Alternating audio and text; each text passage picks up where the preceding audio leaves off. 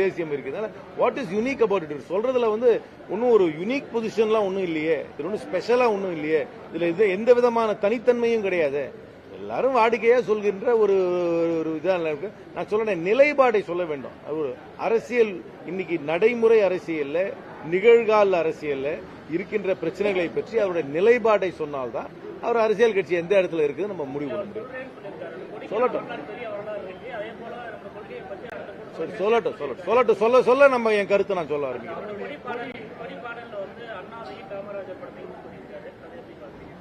ரொம்ப சந்தோஷம். எங்களுடைய பெருந்தலை காமராஜர் தெரியல, அது அவருடைய விருப்பம்.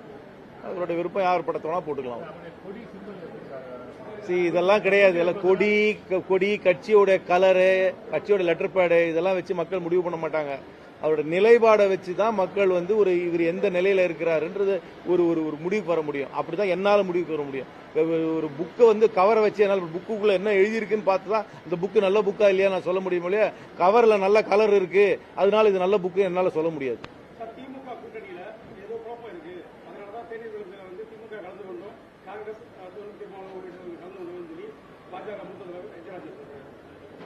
கண்ணால் பார்ப்பதும் பொய், காதால் கேட்பதும் பொய், தீர விசாரிப்பதே மெய்.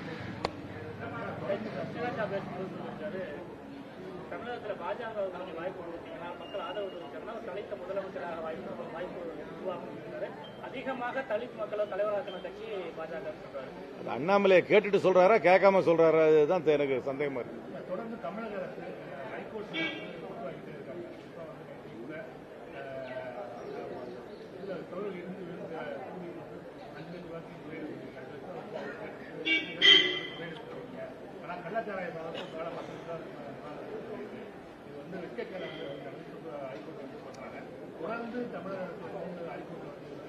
இதை நீங்க வந்து சட்டத்துறை அமைச்சர் தான் கேட்கணும்.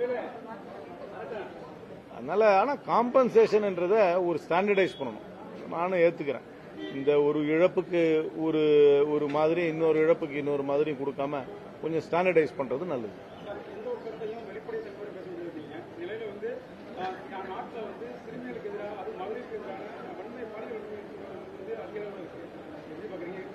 இந்த பிரச்சனையை வந்து சமுதாயம் தான் தீர்க்க வேண்டும்.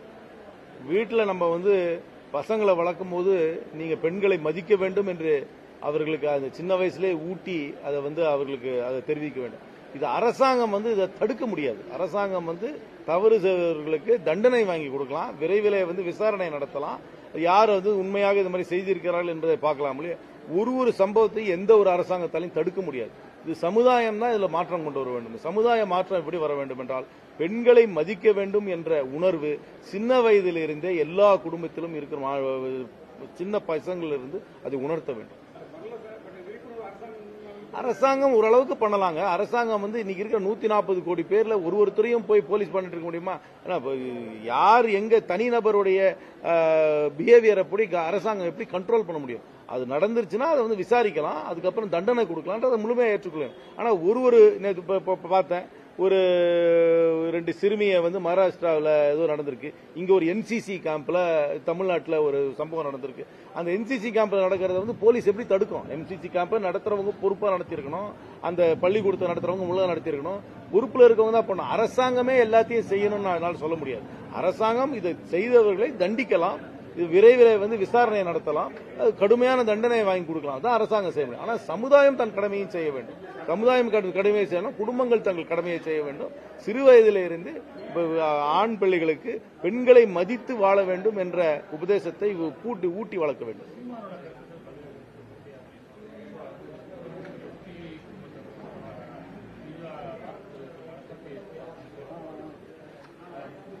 நான் அவரோட கருத்தை நான் படிக்கவே இல்லை. இதெல்லாம் சீரியஸா எடுத்துக்கிறது இல்லை. ஒரு serious politician serious political issues பத்தி பேசணும். இதெல்லாம் பேசி ஒருத்தருடைய தனிநபருடைய வாழ்க்கையை பற்றியோ அவருடைய பற்றி காமெண்ட்ரி கொடுக்கறது ஒரு சீரியஸ் பாலிட்டிஷியனுக்கு அழகு அல்ல. சீரியஸா இன்னைக்கு வந்து சீரியஸ் இஷ்யூஸ் என்ன, இல்ல வேலை இல்லாம இருக்கு, அதற்காக என்ன பண்ணலாம், மத்திய சர்க்காருடைய செயல்பாடு என்ன, இதை பத்தி சீரியஸ் பொலிட்டிக்கல் இஷ்யூஸ் பத்தி தான் பேசணும் ஒழிய இந்த மாதிரி பெட்டி பர்சனல் இஷ்யூஸ்குள்ள எல்லாம் போறது எனக்கு வந்து சரியா படல.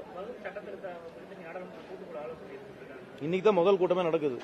இன்னைக்கு தான் முதல் கூட்டம், ஆலோசனை கூட்டம். இன்னைக்கு தான் முதல் ஏறி அவங்க ஒரு 10 தடவை மீட் பண்ணுவாங்க. மீட் பண்ணி அவங்க வந்து ஒரு அறிக்கையை தயார் பண்ணி அதை வந்து சமர்ப்பிப்பாங்க. அதுக்கப்புறம் விவாதம் நடக்கும். அதுக்கப்புறமும் இந்த அரசாங்கம் இதே சட்டத்தை கொண்டு வருகிறா, சட்டத்தை மாற்றுகிறாளா என்று பார்க்க வேண்டும். இந்த அரசாங்கத்துக்கு என்னை பொறுத்த வரைக்கும் இந்த சட்டத்தை நிறைவேற்றும் அளவுக்கு பாராளுமன்றத்தில் வாக்குகள் கிடைக்காது. இந்த வடிவத்திலே கொண்டு வந்தார்கள் என்றால் இதை நிறைவேற்றுவதற்கு அவர்களுக்கு வாக்குகள் கிடைக்காது.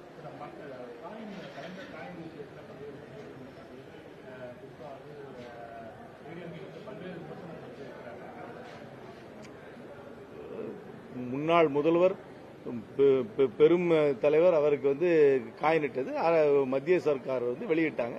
அதை வரவேற்கிறேன். அவ்வளவுதான். இதுல ஒன்றும் எங்களுக்கு ஒன்றும் சர்ச்சை ஒன்றும் இல்லை. அந்த காயின் வெளியிட்டதுல எங்களுக்கு எந்த விதமான சர்ச்சையும் கிடையாது. அதை நாங்கள் வரவேற்கிறோம்.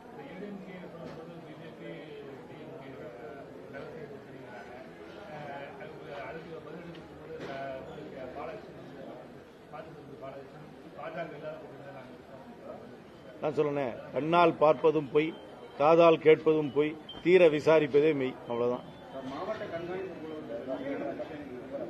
நிறைய எல்லா ஸ்கீமையும் ரிவ்யூ பண்ணோம். மெயினா நாங்க என்ன சொன்னோம்னா, என்ன ஸ்கீம் இருந்தாலும் அதை வந்து உள்ளாட்சி பிரதிநிதிகளுக்கு தெரிவிக்க வேண்டும். பல உள்ளாட்சி பிரதிநிதிகள் மட்டுமல்ல, எனக்கு பாராளுமன்ற உறுப்பினர் என்ற முறையில் எனக்கு சட்டமன்ற உறுப்பினர்களுக்கோ என்னென்ன ஸ்கீம் இருக்கு, அதுல யார் யாருக்கு அதுல வந்து எலிஜிபிள்ன்றதே எங்களுக்கு சரியா விவரம் தெரிவது கிடையாது. அந்த விவரத்தை முன்கூட்டியே என்ன ஸ்கீம் இருந்தாலும் அதை வந்து உள்ளாட்சி பிரதிநிதிகள் தேர்ந்தெடுக்க பிரதிநிதிகளுக்கு எடுத்து உரைக்க வேண்டும். எங்கள் மூலமாகவும் மக்களுக்கு போய் இந்த செய்தி செய்யும் என்பதை உணர்த்தினோம். திரு அப்துல்லா அவர்கள் ஜேபிசிக்கு போயிருக்காரு, அது எனக்கு சொல்லிட்டாரு. ஜோதிமணி அவர்கள் காங்கிரஸ் கட்சி ஏற்கனவே போன 2-3 நாளுக்கு முன்பாக அறிவித்த போராட்டத்துக்கு போயிருக்கிறாங்க. அதனால அவங்க 2 பேரும் ஏன் வரலன்னு எனக்கு தெரியும். நவாஸ் கனி வந்து அவர்களுடைய விமானம் வந்து தாமதமாக வந்தது, அதற்காக வரல. திருச்சி பாராளுமன்ற உறுப்பினர் என்ன காரணத்துக்காக வரவில்லை என்று எனக்கு தெரியாது.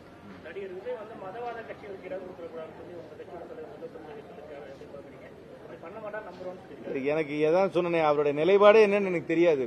சொன்னேன், எனக்கு வந்து சும்மா கலர் தான் தெரியும், நிலைப்பாடு எனக்கு தெரியாது. நிலைப்பாடு வந்த அப்புறம் அவர் எங்க இருக்காருன்றத பத்தி நான் கமெண்ட் பண்றேன். அது வரைக்கும் எனக்கு ஒன்னும் சொல்றேன். யாரு தனியா கட்சி நடத்துற சிரமம் இனிமே அவன் பட்டாதான் தெரியும். அது சகோதரர் விஜயும் பட்டு தெரிந்து கொள்வார். இல்லையே, திருப்பி இப்ப கேட்டேன், திருப்பி ஆரம்பிச்சிட்டாங்க, எல்லாத்துக்கும் வேலை கொடுக்க ஆரம்பிச்சிட்டாங்க. கலெக்டரும் சரி, அசிஸ்டன்ட் கலெக்டரும் சரி கிளியரா சொல்லிட்டாங்க. என்ஆர்ஜிஎஸ் திருப்பி ஆரம்பிச்சிட்டாங்க, திருப்பி கொடுக்க ஆரம்பிச்சிட்டாங்க. வேலை அது ஸ்மூதா தான் போயிட்டு இருக்கு.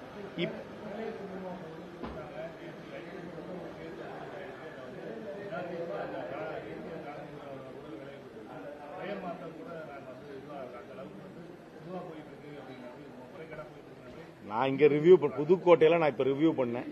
திருப்பி ஆரம்பிச்சாச்சு. எலெக்ஷனுக்கு அப்புறம் கொஞ்சம் நிறுத்தி வச்சிருந்தாங்க, திருப்பி ஆரம்பிச்சாச்சு. வேஜஸும் கொடுக்க ஆரம்பிச்சிட்டாங்க. இங்க ஸ்மூதா தான் போயிட்டு